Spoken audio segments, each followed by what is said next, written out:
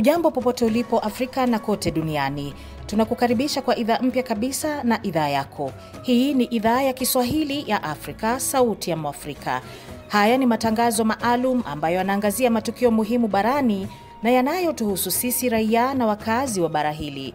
Tumekuandalia taarifa mbalimbali ikiwemo sanaa, uongozi, afya, teknohama, michezo bila kusahau mazingira. Lakini muhimu zaidi ni kwamba huu ni ukumbi wako ambapo sauti yako wewe Mwafrika inasikika, inaheshimiwa na kupewa nafasi. Jina langu ni Anne Ngugi, andamana nasi katika majukwaa yetu mitandaoni Facebook, YouTube, X na TikTok. Tafuta idhaa ya Kiswahili ya Afrika. Karibu mpenzi msikilizaji, tuandamane. Hebu sasa nikupe kionjo cha yale tumekuandalia. Alichokuwa anakisema ni kuwakosoa wale wakosoaji wote ambao wamekuwa wakikosoa uongozi. Lakini pili, amekiri kwamba nguvu iliyotumika ya vyombo vya ulinzi na usalama ilikuwa sawasawa na maamuzi ambayo yamekuwa yakichukuliwa na hasa yale yaliyofanyika tarehe 29. Tunaanzia nchini Tanzania ambapo maoni mseto yanaendelea kutolewa nchini humo kufuatia kauli za Rais wa Tanzania Samia Suluhu Hassan jijini Dar es Salaam kuhusu maandamano ya mnamo Oktoba 29 pamoja na vurugu za baada ya uchaguzi mkuu na hata juhudi za maridhiano nchini humo.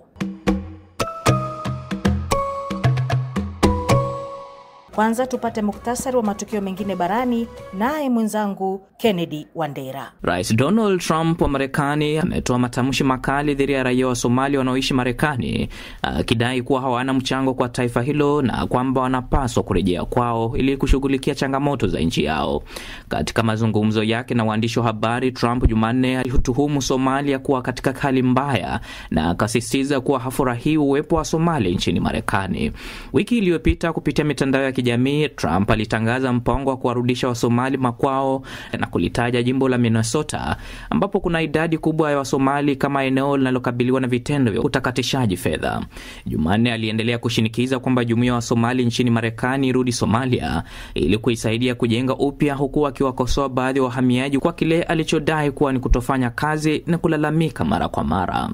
Aidha, Trump ameanza mchakato wa kusitisha utaratibu wa ulinzi wa muda uliokuwa ukiwalinda Wasomali wanaoishi Minnesota, hatua ambayo imezua hofu katika jamii ya wahamiaji na maswali kuhusu kama serikali kuu ina mamlaka ya kisheria kutekeleza mpango huo. Tume ya uchaguzi ya Guinea Bissau imesema Jumanne kuwa imeshindwa kukamilisha mchakato wa uchaguzi wa urais uliofanyika Novemba 23 baada ya watu wenye silaha kuvamia ofisi zake na kuchukua masanduku ya kura pamoja na fomu za majumuisho. Taarifa hiyo iliongeza kuwa seva za kuhifadhi matokeo ziliharibiwa na wavamizi hao.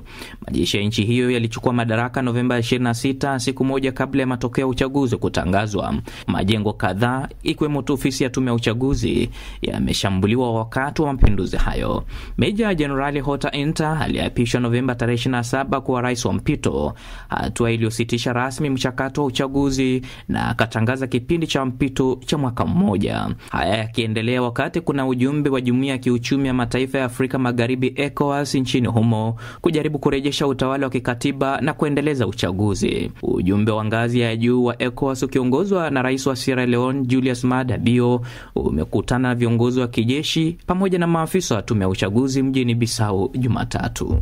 Ujumbe wa Umoja wa Mataifa nchini Sudan Kusini, UNMISS, umesema kuwa uko katika hatua za kufunga vituo zaidi vya uendeshaji kote nchini humo kutokana na upungufu wa bajeti. Msemaji wa UNMISS Priyanka Chaudhry akiwa mjini Juba amesema kuwa ofisi za Awil, Northern Barghazal na Torit Eastern Equatoria zinatarajiwa kufungwa pamoja na vituo vidogo katika eneo la Yei, Kosh, Akobo, Bunj na Pariang. Amesema Umoja wa Mataifa unakabiliwa na upungufu wa fedha kutokana na ucheleweshaji wa michango ya nchi wanachama na kwamba katibu mkuu ameagiza kupunguzwa kwa 15% ya bajeti ifikapo Juni 30 mwaka 2026.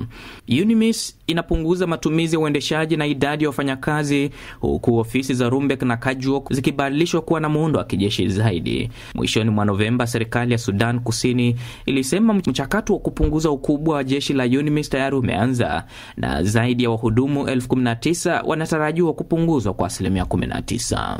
Na takriban watu 100,000 kaskazini mwa Msumbiji wamelazimika kukimbia makazi yao wiki ya hivi karibuni baada ya makundi yenye silaha kuvamia vijiji, kuchoma nyumba na kuwashambulia raia. Katika mkoa wa Nampula, shule, makanisa na maeneo ya wazi yamefurika kutokana na wimbi jipya la wakimbizi wa ndani. Huu ni msongamano mkubwa wa 4 ndani ya miezi michache na umeongeza shinikizo kwa jamii zilizo tayari dhaifu. Uasi wa wapiganaji wanaodai kuhusishwa na Islamic State umehamisha zaidi ya watu milioni 1.3 tangu mwaka 2017 katika jimbo la Cabo Delgado. Mwaka huu pekee mashambulizi yamesambaa hadi Nampula na Nisa, yakiwalenga watu walio katika maeneo ambayo hapo awali yalikuwa yamepokea wakimbizi. Shirika la Umoja wa Mataifa la wakimbizi UNHCR linasema linahitaji takriban dola milioni 40 mwakani kukidhi ongezeko la mahitaji, huku ufadhili wa mwaka huu ukiwa umefikia 50% tu ya mahitaji. Shirika hilo limesema kuwa msongamano wa makazi na upungufu wa misaada unawalazimu baadhi ya watu kurejea kwenye maeneo ambayo bado hayako salama. Asante sana Kennedy Wandera, na moja kwa moja tuanzie nchini Tanzania ambapo maoni mseto yanaendelea kutolewa nchini humo kufuatia kauli za Rais wa Tanzania Samia Suluhu Hassan jijini Dar es Salaam kuhusu maandamano ya mnamo Oktoba 29 na vurugu ya baada ya uchaguzi mkuu na hata juhudi za maridhiano nchini humo. Mwenzetu Silvanus Karemera amezungumza na mchambuzi wa siasa za kimataifa huko Tanzania Erad Mporoto kuhusu swala hilo. Nadhani tathmini jumla ya hotuba yake iligusa au ilikuwa inajibu minong'ono, mawazo pamoja na kauli mbalimbali ambazo zimekuwa zikizungumzwa ndani ya nchi pamoja na nje ya nchi kutokana na mustakabali mzima wa taifa, lakini pia katika masuala mazima ya mwenendo wa kisiasa wa nchi na yale yaliyotokea wakati wa uchaguzi. Sasa nadhani moja kati ya vitu ambavyo amevizungumza ni kuweza kutuma ujumbe kwa wahusika wote ambao wamekuwa wakipiga kelele kuhusiana na uamuzi ambao serikali iliuchukua kwa maana ya vyombo vya ulinzi na usalama. Lakini sambamba na hivyo kumekuwa na kauli mbalimbali. Kwa mfano wiki iliyopita bunge la Ulaya liliweza kutoa baadhi ya matamko, lakini pia walitoa masharti ya misaada ambayo wamekuwa wakiitoa kwa taifa letu. Sasa huo mwenendo nadhani limekuwa ni jambo ambalo limekuwa likiingilia mamlaka ya ndani ya taifa, ule uwezo wa kujiamulia na kujifanyia majukumu yake lenyewe. Sasa alichokuwa anakisema ni kuwakosoa wale wakosoaji wote ambao wamekuwa wakimkosoa uongozi. Lakini pili, amekiri kwamba nguvu iliyotumika ya vyombo vya ulinzi na usalama ilikuwa sawasawa na maamuzi ambayo yamekuwa yakichukuliwa na hasa yale yaliyofanyika tarehe 29. Kwa hivyo kimsingi nadhani lile ombwe la taarifa lililokuwa limeenea kuhusiana na nani muhusika, kwa nini imekuwa hivyo, nadhani hilo amelitolea majibu, kwa maana serikali imeibeba kama lilivyo, kwa sababu kimsingi duniani kumekuwa na majaribio mbalimbali ya kimapinduzi. Tumeshuhudia Madagascar, nchi nyingi tumeziona, Bangladesh tumeona, sasa Nepal pia kuna hizo chokochoko zimekuwa zikifanyika. Sasa yeye amekwenda kuitoa hiyo na kukiri kwamba kilichofanyika ilikuwa ni matokeo ya nguvu iliyokuwa imetumika. Katika hizo kauli ambazo imezitaja ambazo zinaendelea kutolewa, zipo kauli mseto kuhusu kilichotokea tarehe 29 Oktoba wakati wa uchaguzi. Tumeshuhudia kauli kutoka hata kwa wasemaji na watu wengine kutoka kanisa Katoliki na hata jamii ya kimataifa. Umeutaja Umoja wa Ulaya, bunge la Umoja wa Ulaya na wadau wengine wakilaani kwamba ilitumiwa nguvu kubwa tarehe 29 Oktoba. Lakini hilo la nguvu kubwa katika hotuba ya rais amekuwa wazi kabisa, na hapa namnukuu, akasema kwamba wapo wanaohoji kwamba ilitumika nguvu kubwa. Akasema nguvu kubwa na nguvu ndogo iko namna gani, na mpaka kagusia swala la Tundu Lissu ambaye anaendelea kuzuiliwa, akasema kwamba serikali haipangiwi. Kauli hizi za rais kuna baadhi wanaona kwamba ni kali wakati nchi sasa ikijiandaa kuingia kwenye mchakato wa maridhiano. Pengine katika namna ya pekee kauli hii unaizungumziaje? Tukienda mwanzo kabisa, nadhani msingi wa maridhiano ni serikali kuhakikisha inatimiza matakwa ya wananchi wake. Hilo ndio jambo la kwanza, kwa maana kwamba hawa wengine wote wanaopiga kelele na wanaoleta kauli za kukinzana, lengo lao kubwa na matarajio yao makubwa ni kuhakikisha serikali inatimiza wajibu wake. Hilo ndo jambo la kwanza. Kwa hivyo jitihada ambazo kwa sasa zinatakiwa kufanyika ni kuhakikisha serikali inatekeleza mambo yote ya msingi ambayo yamekuwa yakipigiwa kelele, na ninadhani hilo ndilo lengo. Ukijaribu kufuatilia hotuba zote ambazo zimetolewa, ile ya kwanza ya bungeni, kuna ile ya siku ya kwanza anaapishwa, kuna ile ya bungeni, kuna wakati wa baraza la mawaziri anaapisha, na hii ya jana. Ukiangalia huo mtiririko wa hotuba zote, msingi ni kuwatumikia wananchi. Nadhani serikali imeshatambua kwamba hapo ni eneo ambalo walilegea kwa muda. Kwa hivyo hilo ni jambo la kwanza. Kwa hiyo hawa wadau wengine wote wamezunguka na wanapigia kelele hiyo ajenda ya serikali kuhakikisha inatekeleza mahitaji na utoaji wa huduma zenye tija kwa jamii yake. Wanaolalamika kuhusiana na ajira wanatakiwa wapate ajira. Wanaolalamika kuhusiana na huduma mbovu kwenye ofisi za serikali wanatakiwa wafanyakazi wa serikali wahakikishe wanatoa huduma kuakisi ile dhima nzima ya serikali na ajenda ambayo rais amekuwa akisema. Lakini pia kuna jambo la kupatikana kwa katiba mpya. Hayo ni mambo yote ya msingi ambayo yanazungumzwa, na mara kadhaa rais aliyepo madarakani amenukuliwa akiyazungumza hayo kama moja ya vitu ambavyo wanatarajia kuvifanya. Sasa maridhiano, la kwanza yanatakiwa wananchi waione hiyo kwamba kuna mambo yanahitajika kufanyika na yanafanyika. Lakini la pili ni wao sasa, serikali inatakiwa izunguke, ikutane na hawa wadau mmoja mmoja, kuweza kuzungumza nao, waweze kuzungumza na wananchi kama ni taasisi za dini na wengine, lakini pia wajue nafasi yao ya kuweza kuzungumza na hao watu na hatimaye kupunguza lile joto la kisiasa ambalo lipo. Kuhusu hizo hotuba ambazo umezisema, hotuba za wakati wa kula kiapo, hotuba ya bunge la 13 na hotuba ya jana ambayo imeitaja, kama ulivyosema, ni hotuba ambazo mara zote rais ameonyesha msimamo wa serikali yake, lakini hilo pia halijazuia miito kutoka mirengo mbalimbali kuhusu kilichotokea katika maandamano. Lakini pia tumeshuhudia sauti kutoka upande wa dini, sana sana dini Katoliki na hata Waislamu tumeshuhudia wakizungumza. Sasa katika hali kama hii, unatathmini namna gani miaka hii mitano? Nadhani serikali inaendelea kuonyesha dira, kwa maana kwamba tumeshuhudia kuna tume imeundwa kwa ajili ya kuchunguza huo mchakato, lakini pia tumeona pia kulikuwa na mjumbe kutoka Jumuiya ya Madola. Sambamba na hivyo tunategemea kuona watu mbalimbali wakija pamoja, kwa maana ya wadau mbalimbali kuja pamoja kuzungumza, wa ndani na nje. Lengo ni kuhakikisha ile amani inarudi katika mahali pake na utulivu wa kitaifa. Siku moja kabla ya mkataba wa kihistoria wa kutiwa saini nchini Marekani kati ya mataifa ya Jamhuri ya Kidemokrasia ya Kongo na Rwanda ya usitishwaji wa vita, wananchi wa DRC wanasemaje? Mkataba huo unalenga kumaliza uhasama kati ya mataifa hayo ambayo yamekuwa yakishtumiana. Mwanahabari wetu Mbelechi Msochi amepata fursa ya kutangamana nao kuhusu swala hilo, na hii hapa taarifa yake kutoka Kinshasa. Tuchunge kitu ya maana kutoka makutano ya Felix Tshisekedi na Paul Kagame kwa Washington. Balisha kutanaka mara ya mingi, kwa lakini watu wanakufa tu, wanaendelea na kukufa. Kugoma, Bukavu, Ituri, watu wanakufa siku zote. Hata kama wanakutana tena, makutano yao haitaleta kitu ya maana. Mimi ni Alphonse Mfariji Nestor, ninakuwa muratibu wa vuguvugu la kiraia MCLA RDC, na pia nakuwa mtetezi wa haki za kibinadamu, napatikana Kongo, Uvira.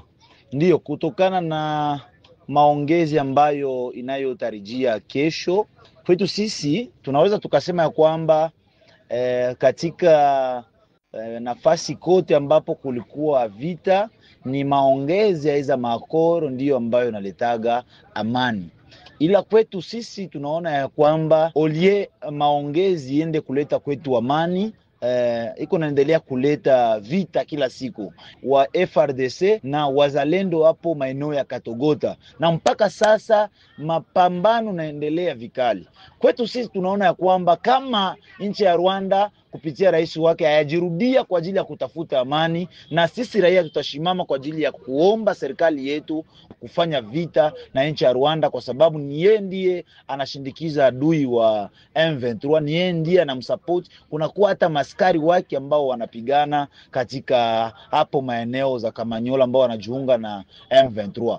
Tunaomba ajirudie kwa sababu hii mijadala aiza mikakati za kutafuta amani zilete matunda. Asante. Kwa majina na makubaliano yatakuwa wazuri tu kama yataleta amani mashariki, kuondoa waazi, kulinda mipaka ya RDC na kulinda raia. Bila yao hatuwezi kusema kama yanatusaidia kweli.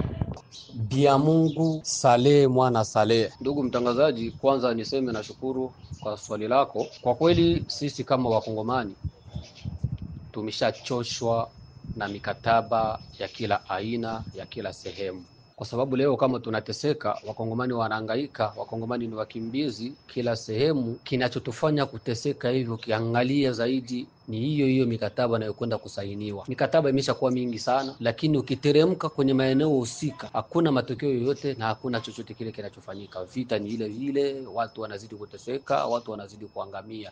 Tulianza na mikataba ya Nairobi, tumekuja kwenye mikataba ya sijui ya Angola, tumeenda kwenye mikataba wapi na wapi, Doha, sasa hivi wanatupeleka tena Marekani. Kwa kweli sina uhakika wa moja kwa moja kuwa inaweza ikawa ni kitumaini kia amani, hali ya kuwa kwenye eneo husika, kwenye shamba la vita, bado mapambano ya ngali yanaendelea. Kufuatana na makutano ya kesho entre President Felix Tshisekedi na Kagame italeta amani. Niko najiuliza en même temps kama kabisa itaabutio kwa ile amani. Parce que haiko ya mara kwanza ke bakutanane vile. Cette fois-ci en tout cas, j'espère mieux. J'espère que après les rencontres, après les makutano, tutasikia amani naingia ku yetu. Ikiwa unajiunga nasi, hii ni idhaa ya Kiswahili ya Afrika, sauti ya Mwafrika. Kumbuka kwamba huu ni ukumbi mpya kabisa kujadili na kubadilishana masuala na taarifa muhimu kuhusu bara hili. Jiunge nasi kwenye Facebook, YouTube, TikTok na X. Tafuta idhaa ya Kiswahili ya Afrika na bila shaka kuwa huru kuchangia kwenye makala haya. Naona wengi mnajiunga na idhaa hii ya Kiswahili ya Afrika, ikiwemo kutoa maoni yenu kuhusu swala hili, na vile na kusihi kwamba uendelee kutoa maoni yako na tutayasoma papa hapa. Je, ni makala yepi au ni matangazo yepi ambayo yamekufurahisha, yakakusisimua? Na je, ungependa kusikiliza nini katika idhaa hii ya Kiswahili? Endelea kutupatia mrejesho wako. Kwenye tahariri yetu leo tunauliza kwa nini mataifa ya Afrika yangali yanatafuta suluhisho kwenye mataifa ya Ulaya. Mataifa mengi ya Afrika yalijinyakulia uhuru miongo mingi imepita, lakini yangali yanamtegemea mzungu kuyatatua matatizo yake. Mfano hai wa hivi punde ukiwa mkataba wa amani kati ya Jamhuri ya Kidemokrasia ya Kongo na Rwanda unaosainiwa Washington, Marekani. Miaka 60 baada ya mataifa mengi ya Afrika kupandisha bendera zao za uhuru, bara letu bado linajikokota kwenye vifungo visivyoonekana, vifungo vya mawazo, utegemezi na uamuzi unaoendeshwa mbali na ardhi yetu. Ni kana kwamba tulipewa bendera lakini tukabaki bila usukani. Tulipewa taifa lakini hatukupewa mamlaka ya nafsi zetu. Na leo tukio la Jamhuri ya Kidemokrasia ya Kongo na Rwanda kuelekea Marekani kusaini mkataba chini ya Rais Trump linaweka wazi kile ambacho tumekuwa tukikataa kukikubali. Afrika bado inasubiri msimamo wa mzungu kutatua migogoro yake. Ni jambo la kushangaza, lakini pia la kusikitisha kwamba mizozo inawatesa watu wetu, migogoro ya mipaka, rasilimali na siasa haiwezi kusuluhishwa ndani ya ardhi ya Afrika. Kwa nini mwafaka huo? Kwa nini haukufanyika Dar es Salaam, mji uliobeba historia ya ukombozi wa bara hili, au Addis Ababa, nyumbani kwa muungano wa Afrika? Jibu ni rahisi lakini chungu. Bado hatuamini mamlaka yetu wenyewe, na pengine hatujapata ujasiri wa kusimama bila kigongo cha mzungu. Marekani, kama ilivyo kwa nguvu zote za kigeni, haijaja kama msamaria, inakuja kama mfanyi biashara. Mkataba wowote unaosainiwa Washington kuhusu Kongo hautakuwa tu wa amani, utakuwa pia wa maslahi. Na maslahi hayo mara nyingi yamefungwa kwenye madini, dhahabu, cobalt, coltan, shaba, thamani ambayo imegeuka kuwa laana ya watu wa Kongo. Leo dunia nzima inategemea betri za magari ya umeme, simu na kompyuta. Ni nani anamiliki madini ya kuzalisha betri hizo?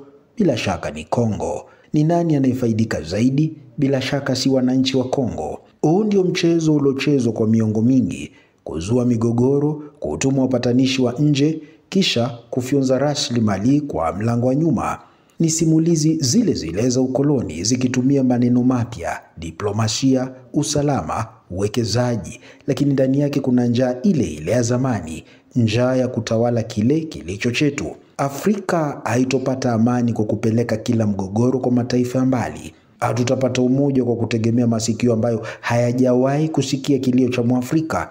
Ni wakati wa kusimama, kujiongoza na kujipatanisha sisi wenyewe kama bara lenye akili, rasilimali na hekima.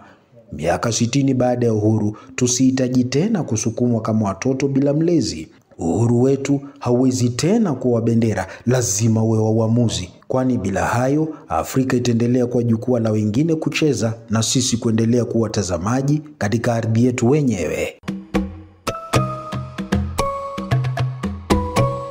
Sylvia Nina Naneu ni mke na mama wa watoto. Akiwa binti mdogo alikeketwa na hadi leo anaishi na makovu ya ukeketaji, ikiwemo changamoto za kujifungua na maumivu wakati wa tendo la ndoa. Alipozungumza na mimi, anaeleza kuwa sababu kubwa inayomsukuma kama mama kutoka jamii ya Kimasai kutaka juhudi ziimarishwe za kusitisha ukeketaji ni kuona madhara yake bado yanaharibu maisha ya wanawake kimwili, kihisia na kijamii. Sylvia kwa sasa anaishi katika kaunti ya Narok nchini Kenya. Hebu tumsikilize. Kwa majina naitwa Sylvia Naneu kutoka kaunti ya Narok, Kenya. Mimi ni Masai na mimi ninaongea kuhusu ukeketaji dhidi ya wasichana wadogo. Mimi nilipitia hiyo ukeketaji miaka za nyuma na ikaniathiri wakati nilipokuja kujifungua. Na nilipitia changamoto mingi sana, na kwa sasa mimi nahimiza watu wote waache hiyo kasi ya ukeketaji kwa sababu inaathiri wasichana. Ingawa sasa hivi inaenda kwa polepole sana na watu wanafanya kwa kuficha. Si rahisi sana mtu aweze kuelewa kwamba wasichana bado wanapitia hayo, lakini huwezi elewa kwa sababu watu wanatahiri, sio ile kutahiri ya kitambo. Kuna wanasema tu eti kumwaga damu, kumwaga tu damu, si eti ile kuchimbwa kama kitambo.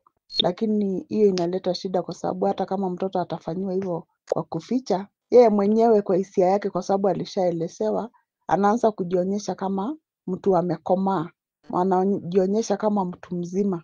Na hiyo kitu huwa inaniuma sana kwa sababu sioni haja kukeketa watu, na kwa sasa tuko wakati mwingine ambayo mambo yamebadilika na watu inafaa kujua kwamba tohara haina maana, ila inaleta hasara hisia ya mtu na pia kwa maisha yake, kwa sababu mtu anapoambiwa na ni mtoto umekuwa mtu mkubwa, huwa inamfanya hata kuwa mtu mwenye hawezi kubali kuelekezwa. Anajiona mama, anajiona mtu sasa anaweza jifanyia mambo yake, anaona anaweza lala na wanaume, na hapo ndipo wanaanza kupata mimba za haraka. Kwa hivyo mimi ninawahimiza watu waache kasi ya ukeketaji dhidi ya wasichana, dhidi ya mtoto msichana, kwa sababu inawaathiri, na mimi ni mmoja ambaye naweza sema niliathirika kwa njia moja ama nyingine, kwa sababu kupitia hiyo tohara nilipata shida ya fistula ambayo nilikaa naye kwa miaka 12. Nilizaa watoto wangu wote watatu nikiwa na hiyo shida, lakini siku moja ndio nilikuja kupata usaidizi. Saizi niko sawa, lakini siwezi kubali mtoto wangu kufanyiwa kitu kama hiyo. Siwezi kubali mtoto wangu afanyiwe tohara, mtoto wa kike, mtoto msichana, sitakubali. Ingawa saizi hata machifu wanaongelea hiyo kitu, lakini kuna hiyo ninasema wanaifanya usiku kwa kuficha. Pia hawafanyi ile ya kuchimba watoto kama kitambo ama kutaile sana, lakini bado inaendelea kwa sababu hiyo kusema ati inakatwa mahali kidogo, hiyo kidogo bado inaathiri mtu kiakili, bado inaathiri mwili ya mtu, na bado italeta shida kwa siku za baadaye, kwa sababu naona mtu anaweza pata ujauzito kwa sababu ya kuambiwa amekuwa mtu mzima, na ilhali mtu bado ni mtu mdogo ambaye bado anafaa kusoma aende mbele, lakini kwa sababu ya hiyo mambo ya kudanganywa ati ndio ukuwe mtu mzima, ukuwe mama, ndio ukuwe umekamilika, unaona sasa inaathiri mtu. Kwa hivyo mimi nawahimiza ukeketaji isimamishwe, kuwe na sheria na kukuwe na tuseme kama machifu wapewe nguvu ama wakuwe na watu wao wa mikono waweze tuseme kama wazee wa kijiji, wa mama kijiji, na washikane na machifu ili kasi tuseme wakati huu kama wa Disemba waweze kutembea usiku na kuchunguza kwa undani na kuwa na kampeni ya kuweza kuwaongelesha wasichana wasikubali wanapoambiwa hakuna kufanyiwa hiyo si uchungu ati huwezi fanyiwa hii ya kitambo ni kidogo tu, waweze kukataa na waweze kufika kwa machifu hatua ichukuliwe ili wasiende kupata hiyo ukeketaji, wasiweze kukeketwa. Tupate muktasari wa matukio mengine barani naye mwenzangu Kennedy Wandera. Rais Donald Trump wa Marekani ametoa matamshi makali dhidi ya raia wa Somalia wanaoishi Marekani, akidai kuwa hawana mchango kwa taifa hilo na kwamba wanapaswa kurejea kwao ili kushughulikia changamoto za nchi yao.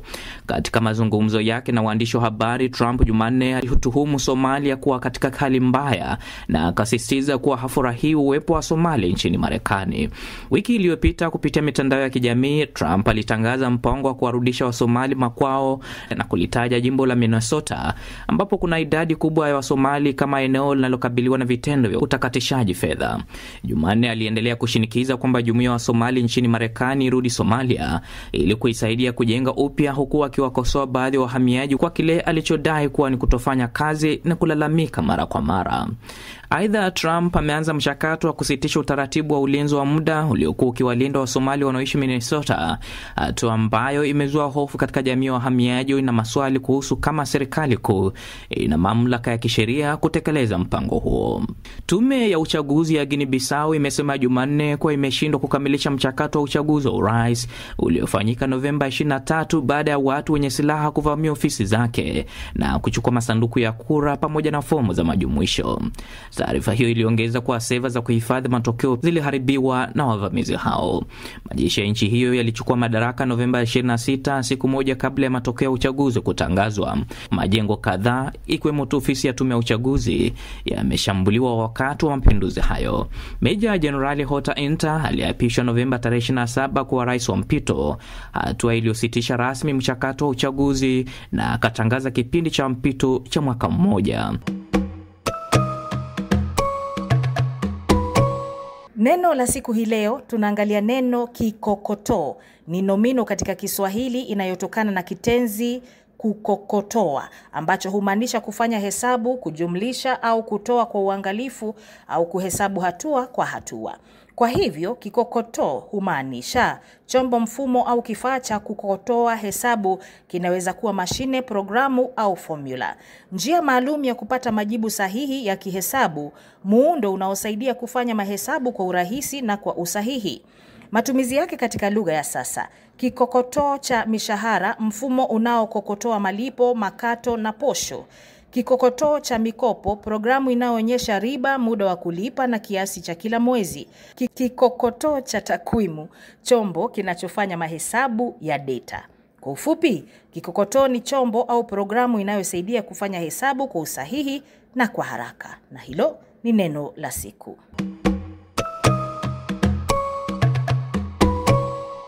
Ikiwa unajiunga nasi, karibu. Hii ni idhaa ya Kiswahili ya Afrika, sauti ya Mwafrika. Tufuate kwenye Facebook, YouTube, TikTok na X. Tafuta idhaa ya Kiswahili ya Afrika. Tuendelee kuweka maoni yenu kwenye kurasa hizo kuhusu taarifa hizi na uliko msikilizaji, na tuendelee na gumzo la leo. Kabla ya kuaga, kwa niaba ya kikosi cha idhaa ya Kiswahili ya Afrika, tunakupongeza kwa kujiunga nasi na kuchangia kwenye sauti ya Mwafrika. Kumbuka kwamba tupo kwenye Facebook, YouTube, TikTok na X. Ni hayo tu kwa leo. Jina langu ni Ann Ngugi. Kwa heri kwa sasa.